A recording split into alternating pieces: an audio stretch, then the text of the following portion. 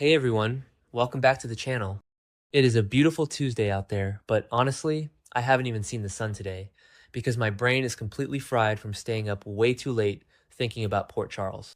I need to just get all these thoughts out before I explode, so grab a huge cup of coffee, maybe a notebook, and let's dive into this absolute mess of a storyline together.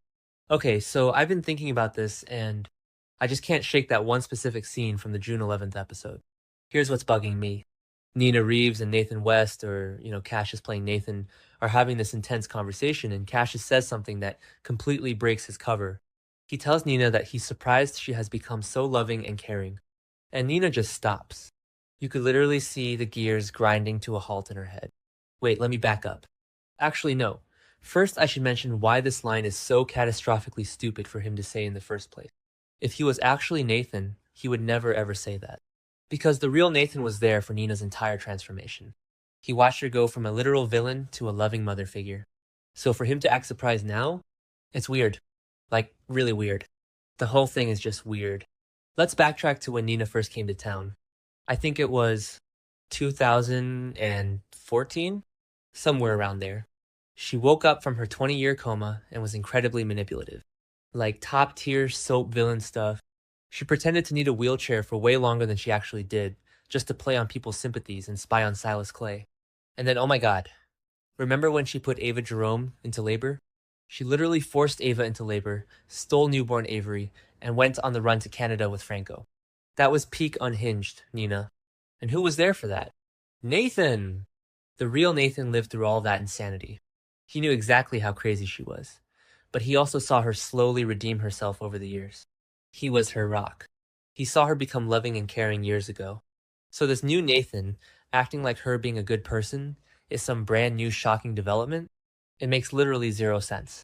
I mean, not exactly, but kind of? No, it makes zero sense. So Cassius realizes he messed up. You can see the sheer panic in his eyes, and he catches himself quickly. He blames his head injury. The head injury he supposedly got when he first arrived in Port Charles and crashed that pickup truck. Which, okay, fine. Soap opera, amnesia, and brain trauma are basically a rite of passage in this town. But then again, that doesn't explain why he would selectively forget her entire character arc while remembering other random details perfectly. Probably doesn't matter, but I noticed Nina's face when he said it. She nodded, but her eyes, she didn't buy it. Or maybe she did? I don't know. I'm second guessing myself constantly. But Nina is smart. Well, sometimes she's smart. When she's not being completely blinded by her own desperate need for family. But the more she thinks about it, the more she realizes things just don't add up. Okay, wait. Let me go down a rabbit hole for a second about dead people in Port Charles. Because mentally, Nina has seen enough thought dead people come back to life to fill a whole new wing at General Hospital. She's seen Drew Kane come back. She's seen Jason come back as patient 6. Nicholas Cassadine hiding out for years. But here's the crucial difference, and this is what's keeping me awake at 3 a.m. There were no bodies for those guys. Or at least, no verifiable bodies in graves that couldn't be explained away by some Cassadine Island trickery or memory mapping. When Jason fell into the water, there was no body. When Nicholas fell out the window, no body. But Nathan? Nathan was dead. Like, really dead. Faison shot him. His own father shot him while Maxie was pregnant with James. And he was buried. Everyone saw him lowered into the ground. He had a whole heartbreaking funeral with full police honors. I think it was wait, I don't remember the exact episode number, but I remember crying my eyes out. Anyway, the point is, wait, what was the point? Oh, right, he couldn't have been buried alive. I mean, think about the logistics here.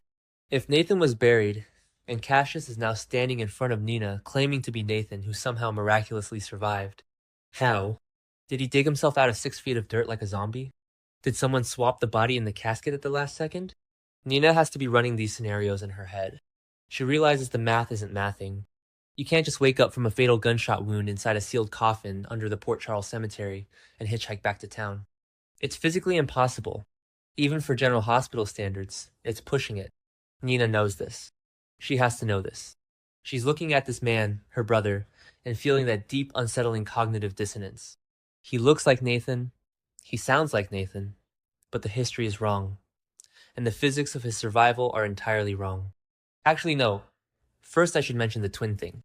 Because this is where the irony just becomes almost too soapy and tragic to handle.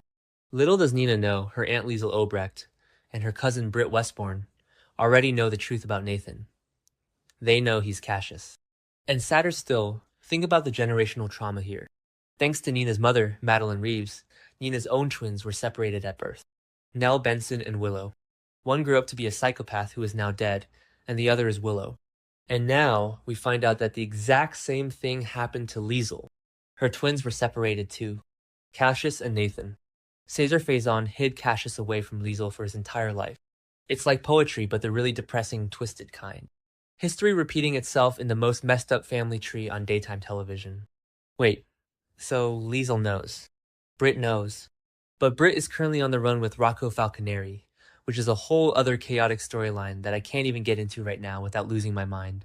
And Liesel is currently being held hostage with Jocelyn Jacks in the Windermere subbasement by Ross Cullum and Jen Sidwell to work on Cesar Faison's cold fusion prototype. God, this show is wild right now. So the only two people who know Cassius's true identity are completely inaccessible to Nina. Nina is out here on an island, trying to figure out why her brother is acting like an alien who just downloaded a Wikipedia summary of Nathan West's life but missed all the emotional nuance. She's completely alone in piecing this puzzle together.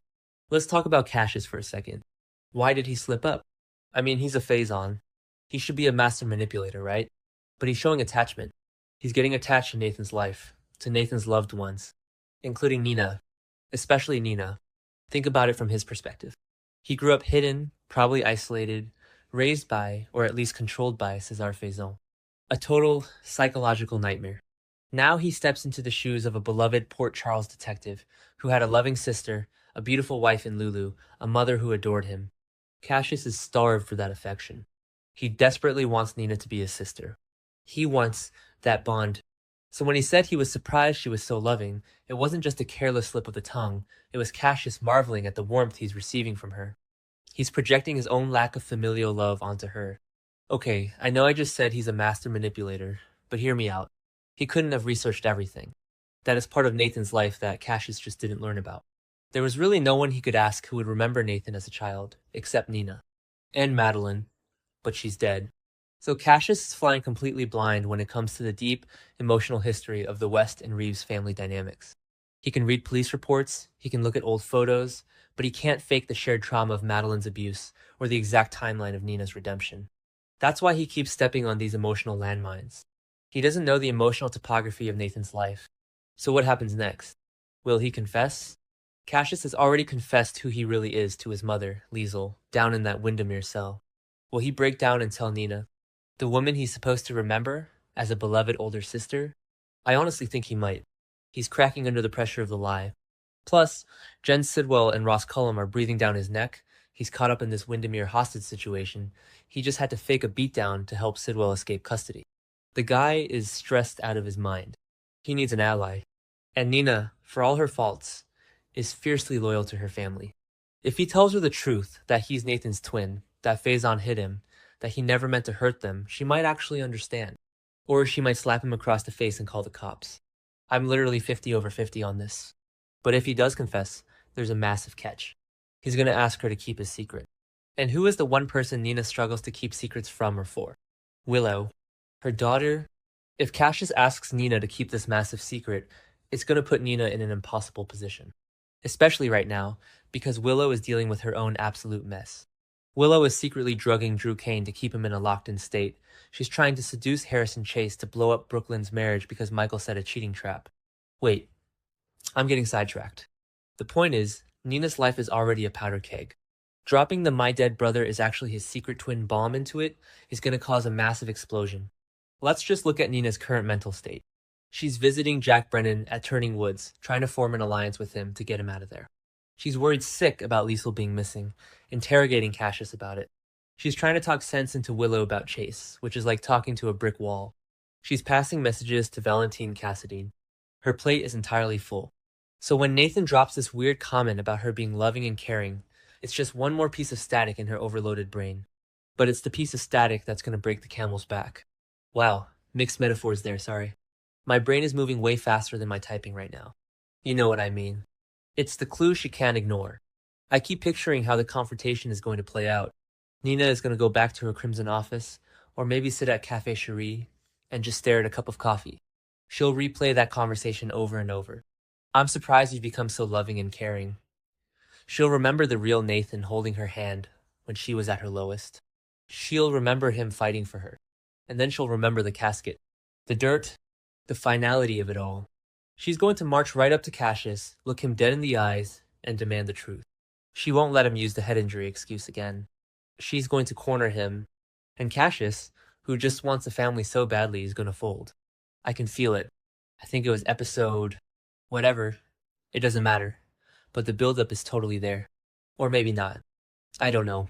I could be completely wrong about all of this. Maybe Cassius doubles down. Maybe he gaslights Nina into thinking she's the one misremembering things. But then again, that doesn't explain why the writers would specifically include that line about her being loving and caring if it wasn't meant to be a catalyst for her suspicion. It's a breadcrumb. A giant, glowing, neon breadcrumb. And Nina's picking it up. I just hope she doesn't do something reckless when she figures it out. Like, confront Jen Sidwell herself? No, that would be crazy. Even for Nina. Anyway, the point is... Wait, what was the point? Oh, right. Nina knows something is wrong. The facade is cracking. And when it finally breaks, poor Charles is going to shake. Okay, I really need to go to sleep now. Let me know what you guys think in the comments, because I am officially out of my mind with these theories.